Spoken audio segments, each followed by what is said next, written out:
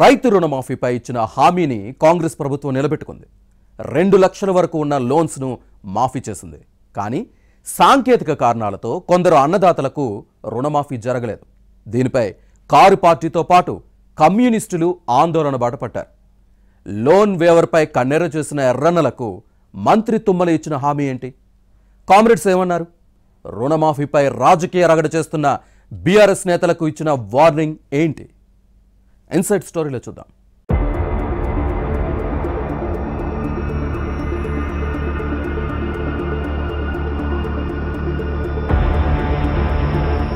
రైతు రుణమాఫీపై ఎన్నికల్లో ఇచ్చిన హామీని తెలంగాణ కాంగ్రెస్ నెరవేర్చింది. ముఖ్యమంత్రి రేవంత్ రెడ్డి నేతృత్వంలోని ప్రభుత్వం ఈ అంశాన్ని ప్రతిష్టాత్మకంగా తీసుకుని అన్నదాతలకు అండగా ఉంది.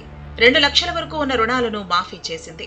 కానీ ప్రతిపక్ష బీఆర్ఎస్ మాత్రం దీనిపై పెదవి విరుస్తోంది. ఆంక్షల పేరుతో కోతలు పెట్టారన్నది కారు పార్టీ నేతల వాదన. ఈ అంశంపై గులాబీ దళంతో పాటు కమ్యూనిస్టు రైతు సంఘాలు ఆందోళన చేస్తున్నాయి. అయితే దీనిపై మంత్రి తుమ్మల నాగేశ్వరరావు ఫైర్ అయ్యారు. రుణమాఫీ హామీని ప్రభుత్వం చిత్తశుద్ధితో అమలు చేస్తే కారు కమ్యూనిస్టు పార్టీలు రాద్ధాంతం చేయడాన్ని తప్పుపట్టారు. రాజకీయ లబ్ధి కోసం ఈ అంశంపై దుష్ప్రచారం చేస్తున్నారన్నది మంత్రి వాదన.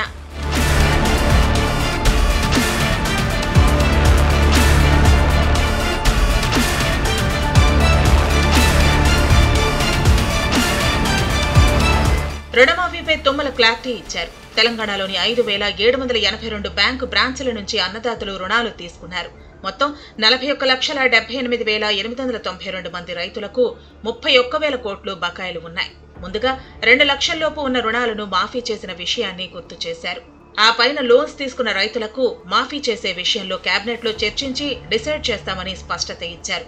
తన ఛాంబర్లోనో లేక ఏ గెస్ట్ హౌస్ లో కూర్చునో ఈ ప్రకటన చేయలేదు. ఈ అంశంపై ఖమ్మం కలెక్టరేట్ దగ్గర సిపిఎం, సిపిఐ రైతు సంఘాల నేతలు చేస్తున్న ధర్నా దగ్గరే విధాన ప్రకటన చేశారు. కలెక్టరేట్ లో జరిగిన సమీక్షకు హాజరై తిరిగి వస్తున్న క్రమంలో ఎర్రన్నల ధర్నా కనిపించడంతో వారి దగ్గరకు వెళ్లి విషయం చెప్పడాన్ని గమనించాలి.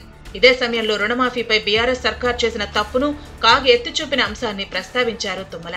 అధికారంలో ఉండగా అన్నదాతలను మభ్యపెట్టిన కారు పార్టీ నేతలు ఇప్పుడు తమను విమర్శిస్తారా అని ఫైర్ అయ్యారు.